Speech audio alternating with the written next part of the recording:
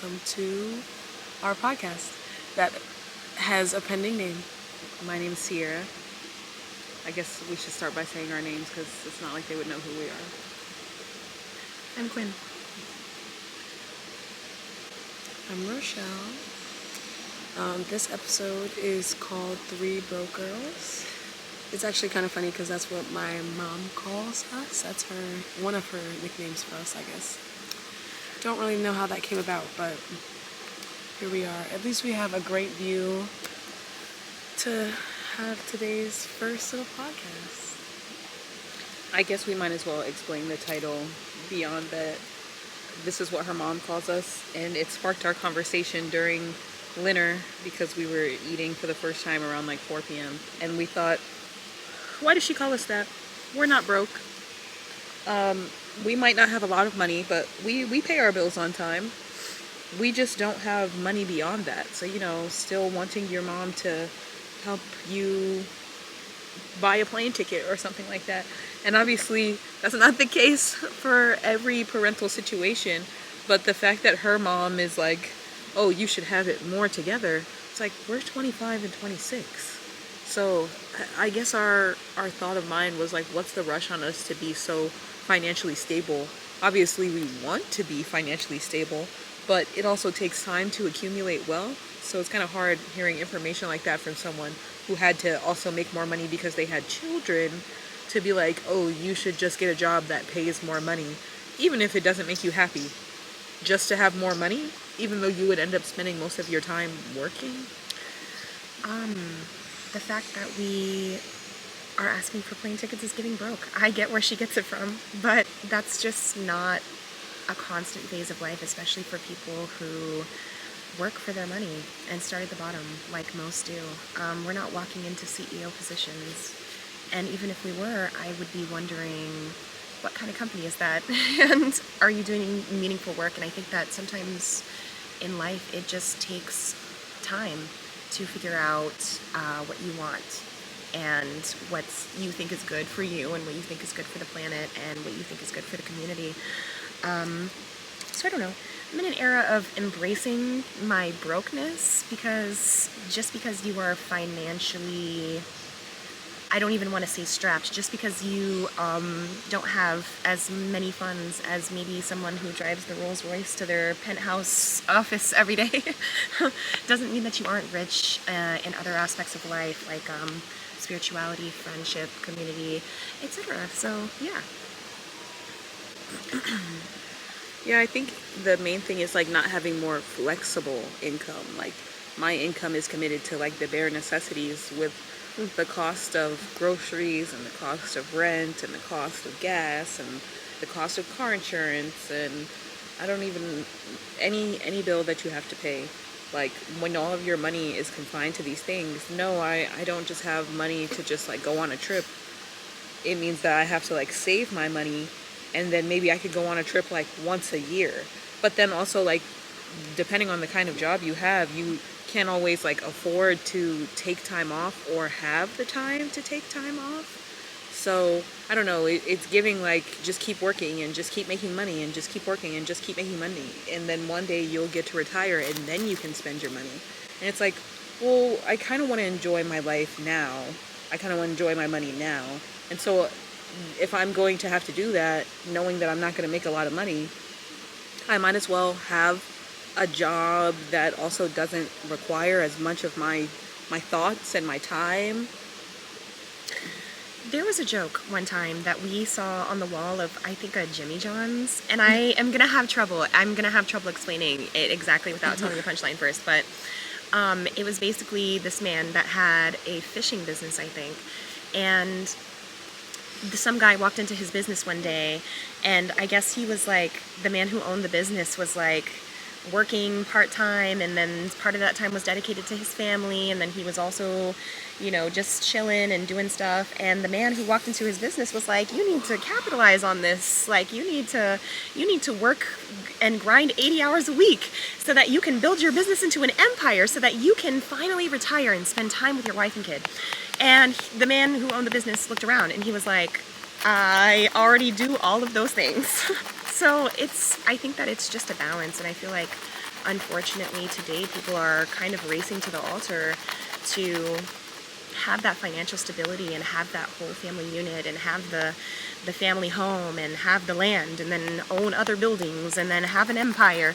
But realistically, that's kind of a thing that you do your entire life. And if you don't stop to enjoy things at the phase that they're at, while you're on the journey to accumulate wealth or whatever it is that you want in this life, you'll miss out on a lot of wonderful things. And I think that that is like a really exemplary story for that point, and it was really funny and it was really random finding it.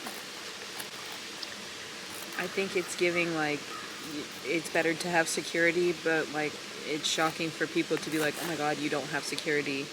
And it's like, yeah, I don't. I'm not that old. I don't have kids. I don't have a lot going on. So yeah, like I am gonna spend my time playing in the woods or going on random road trips or staying out till 4 a.m. or whatever. And no, I might not be like bawling, but at the same time, by the time that I'm bawling, like, would I even want those things? I don't think I want to be like making six figures and still going to the club, and then I'm like, yeah, now I have more money to spend at the club. I can sit in the private VIP section, but at what cost? And so, like, I don't know.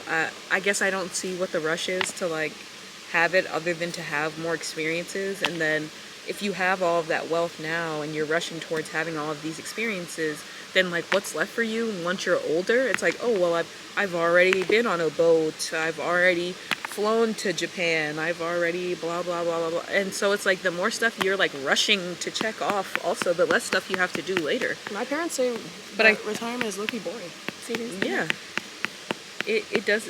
She was saying that her parents say retirement's low-key boring, and that's what I mean. Like, if you spend your life having done a bunch of stuff, like, then it feels like your life is very full, and mostly your retirement is for like relaxing from having been on go and living so much life. And hopefully you still have the time and the energy and the finances to keep on living life, because obviously there's so much stuff to experience. But I don't know. I guess I'm just not in a rush to be like in a perfect place. And I see so many people like trying to buy a house now, get married now, start having kids now. And I'm like, well, how are you going to feel later when you didn't spend your 20s making mistakes like me? I mean, some people I feel like would rather make mistakes with like their partner or their kids with them, along with them, and that's fine. Graduate with them and like have that as a part of their story. Their kid is a part of their story, which it's really beautiful. We just also kind of I haven't just been pregnant. Like, if perhaps in different walks of life or a different couple of choices that I could have made, maybe I could have been having a child right now, but I don't. I just have cats, and with my life as a singular person in a relationship, but a singular person that's a 20-something, you know, I'm content. I'm not like really longing for more. I'm excited when I make more money. Like, I keep getting better jobs. I keep doing things that gain me more skills, and that's great. But I mean, I feel pretty content, even though sometimes I can't like just drop everything and go to Bermuda, which would be very nice. But Yeah, I think it does seem like it would be nice to be able to like afford the vacations you want and kind of travel the way that you want.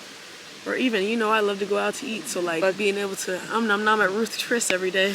But like, if you have a better job with better pay, chances are you're having to do more work. And if you're doing more work, I feel like you're living lives less often.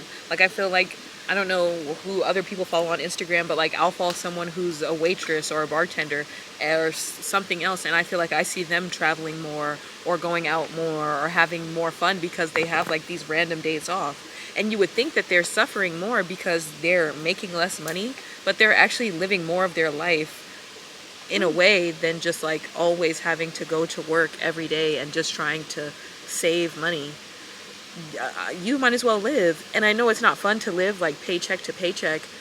Obviously, I think you want to have your bills paid first, and I know there are some people who don't even do that. They just live their life. But I don't know, somehow it seems to always have a way of working out for people. I don't think there's like a wrong way to live, but I guess that's why it feels kind of jarring, like, to be called the three broke girls, because it's like, I might not be living the way you would be living your life, but that doesn't mean that I'm not living right. That's like it's like a lyric or something. But I also feel like people don't appreciate almost the older generation. They don't appreciate it feels enough that, we did have this pandemic happen at kind of a crucial part of our development. With the end of our 20s was or the start of our 20s, and just the whole world shutting down, and like I wasn't really sure what to expect anyway, but it just kind of got weirder with that. And then the fact that with the school system pushing you with college, like to pick your major and to do all those things, I'm lucky enough to have had an interest of education. But I mean, I know that it's hard to kind of pick something so young, because even now I feel still so young. I feel old and young at the same time. But it's hard to feel like, just pushed out here in the world. But it's kind of like, what do you do next? How do you even make that much money for real? Especially like trying to live your life and like do your interests. Like with me being a teacher, there's not much else I can do. I will double up on that.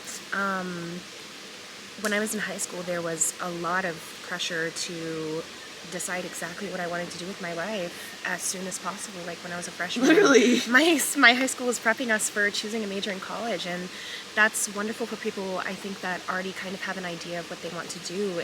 And I don't even think that makes it less hard to completely decide on the direction of your life. But I can personally say that I didn't know what I wanted to do. I didn't even know what I wanted to do when I got to college. And I ended up picking a major just based on what my parents wanted, which was fine. But, I think a huge difference between people generationally would be that there always has been kind of a huge pressure societally to have everything mapped out. And as I have gotten farther and farther into life, I've realized every time I've made a plan, it has gone completely unexpectedly and in a different direction. And I feel like that is very scary. And I can see why people gravitate towards the idea or promise that society makes them of being stable if you make a lot of these really, really hard life-changing decisions early on. And it will save you some of the heartbreak of having to figure it out yourself, because it's not easy.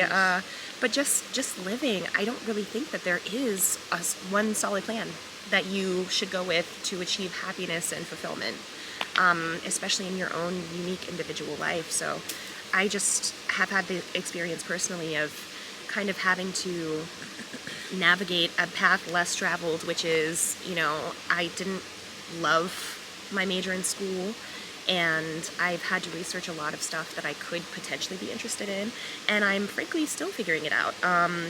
When people say, I don't know what I want to be when I grow up, I don't really think that ever changes. I think that you just keep evolving throughout time to knowing yourself better, but sometimes knowing yourself really well can't save you from the changes in life.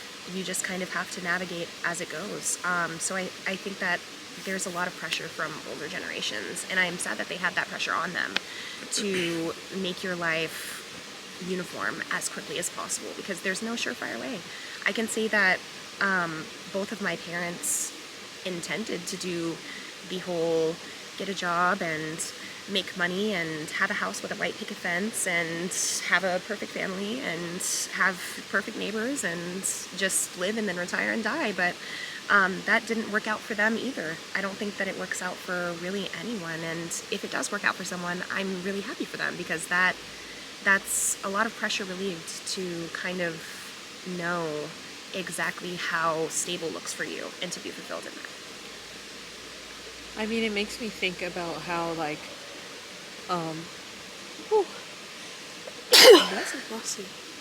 back then, like, they didn't have social media, or like, I guess my thought is like as many like career choices in front of their face. So it was like, like I could really only see myself doing what the people around me are doing, unless I have something like really far out dream. And then if I have that dream, like typically nobody supports it, because they're like, no, you're gonna do this thing. And I guess that makes me think of like the Alchemist. At the beginning, he was saying how his father wanted him to go to school to be a priest, and he was like, no, I don't want to be a priest, I want to go be a shepherd, because I want to travel. And his dad basically acted like he was foolish for that, because he was like, you could make so much money, and why would you go and do that? Shepherds don't make anything. Or I'm not even sure exactly how he phrased it. This is my paraphrasing of my memory of the book. and he becomes a shepherd, and he is kind of broke. You know, he sleeps in that abandoned church. He talks about like making it between meals and just random money things I feel like were mentioned, and it's because he wasn't making much, but he felt like, okay, I'm living my dream, I want to travel. And it eventually on this journey, you know, he realizes, okay, maybe I do want a bit more, maybe I want to travel a bit more, and now I'm having this dream that if I go to Egypt I'll find some great treasure. He didn't even have like big dreams as to travel that far, but like he kind of just ended up taking this journey to see, like, I don't know where this is going to go, I don't know how this is going to unfold. Now imagine if he was still living at home and having to hear his parents be like, oh, I don't think that's a good idea, you really should still become a priest, or his friends on social media getting married and buying a house and he's like, dang, maybe I should settle down, because he almost settled down with the merchant's daughter or whatever. But he decides to go on this journey anyway, even though he doesn't know where it's going to take him, and he gets robbed like multiple times and doesn't have any money. And I feel like that's a really good example of life accurately, which is that you're going to have people around you who want you to do a certain thing. You're going to do something else. It probably still won't be the thing. Maybe if you're lucky it is. So you end up going in search of something else. And maybe there's a bit of a crossroad in your mind where you think, well, maybe should I have listened to those other people? Maybe they were right. Maybe that's the easier path. But sometimes people decide to take that easier path and make their life a lot more simple. And that doesn't mean that those people aren't happy. I think it just, there's more that you can have. It's like there's no like capacity for how much life you can have. You can have as much life as you want, and I think if you decide to keep going, you can accumulate more things. But that means like low-key constantly changing your mind and not really staying in a stagnant place. If you keep making the same decision, like I'm going to keep working at this job specifically, then yeah, you will see the energy you put in hopefully grow into a higher position.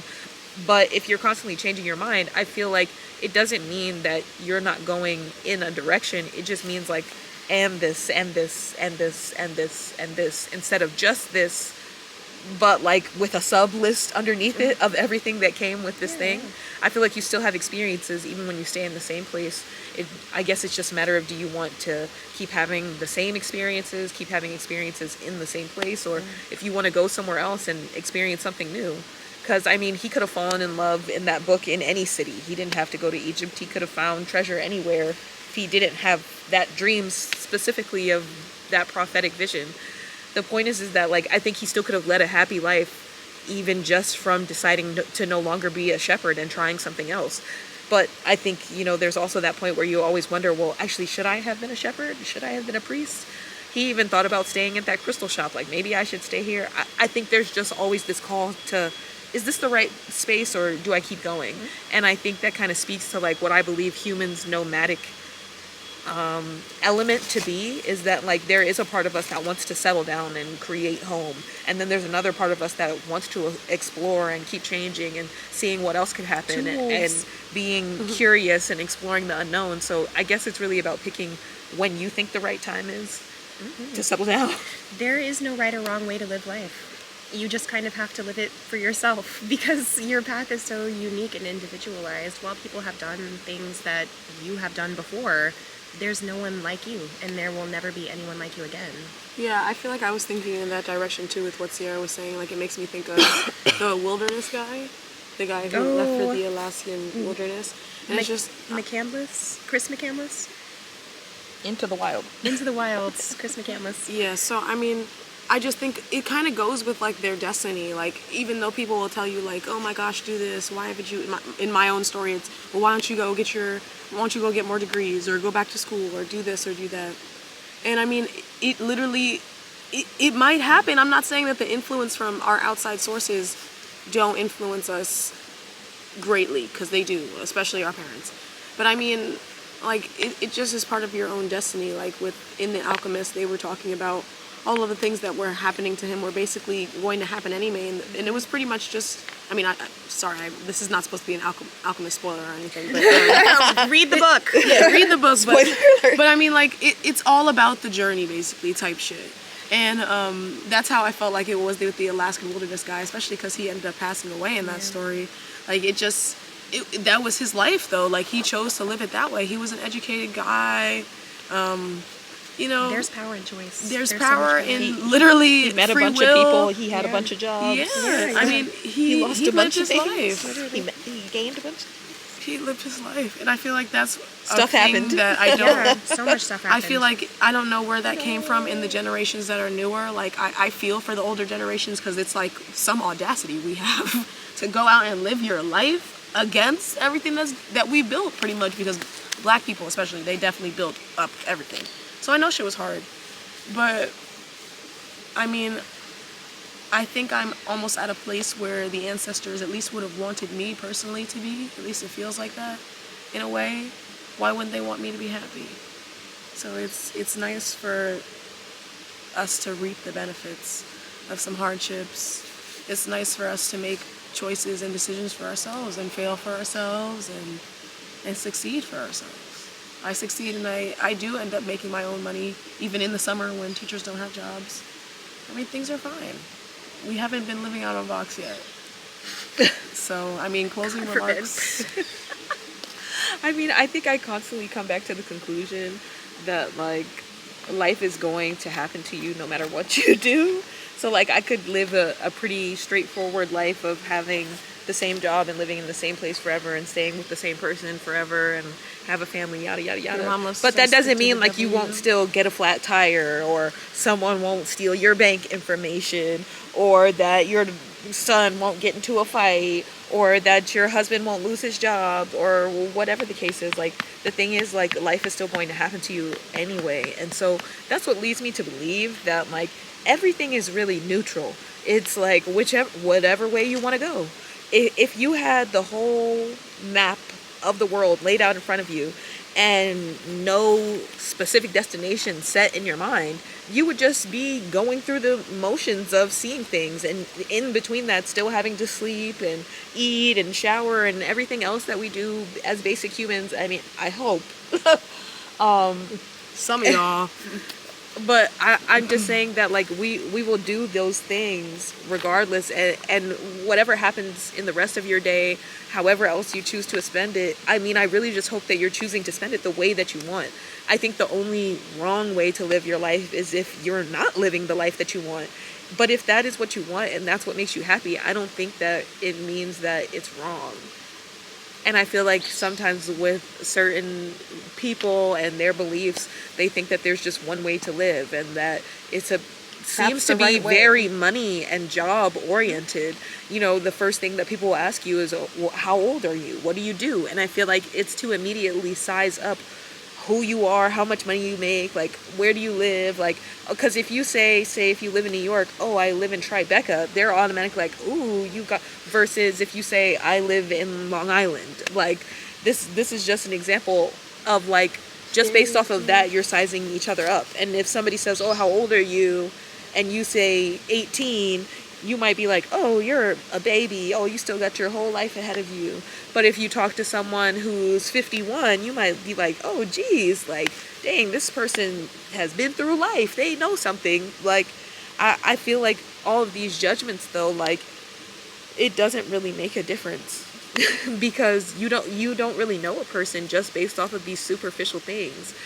I could say that I'm a librarian and you might make assumptions of who I am.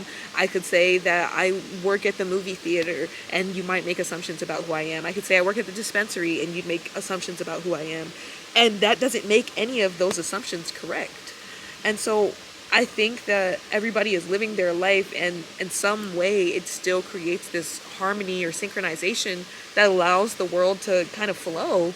But I feel like now we're getting to this place where more and more people are resisting the way it is, because it's not natural to stay in one place for most people. It's not natural to keep doing the same thing.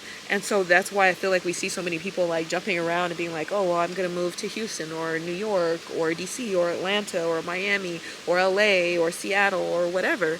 I feel like people are, like, wanting to bounce around to, like, try out different areas, whereas before most people would stay in their hometowns or stay near their hometowns. But I feel like we're getting bolder, and maybe it's because we're getting bored of doing the same old thing.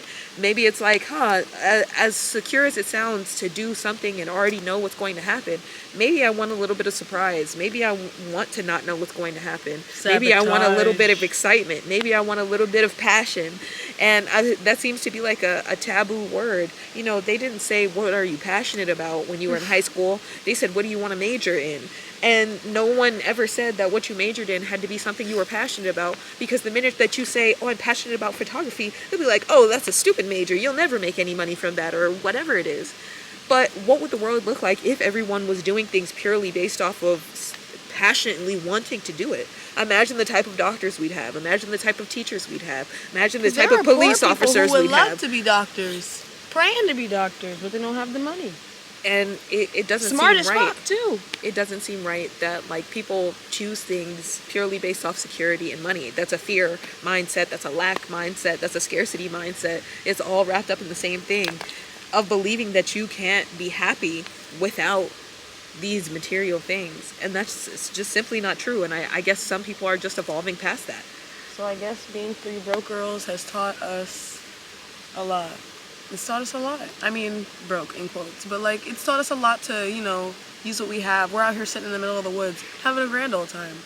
Like, you know, it's nice to appreciate the world around you and what you do have, as opposed to looking at what we don't. I mean, I don't have $1 million, but I'm happy. Like I said, I'm content. So, you know, three broke boss bikes. You know what word I was trying to say. I just know that we three and millions of other people like us have been led by these institutions that have been here since the beginning.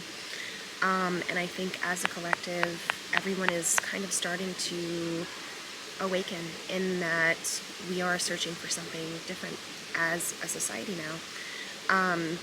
And I'm happy to be able to pioneer this, because if I have children one day, I will want them to feel liberated and to feel like there are infinite possibilities of who they could be.